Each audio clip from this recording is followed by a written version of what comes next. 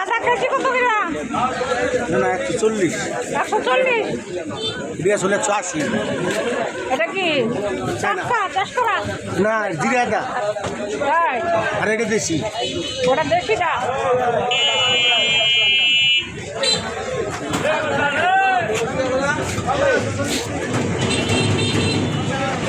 এত গরম পড়ছে, মানুষ তো মরে যাবে। আজকে তো ভালোই ঠান্ডা, গরম গেল।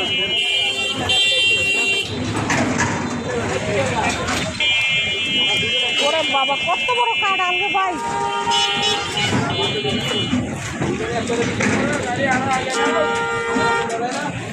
এটা কি সরাসরি আপনারা ইয়ে থেকে আনেন নাকি?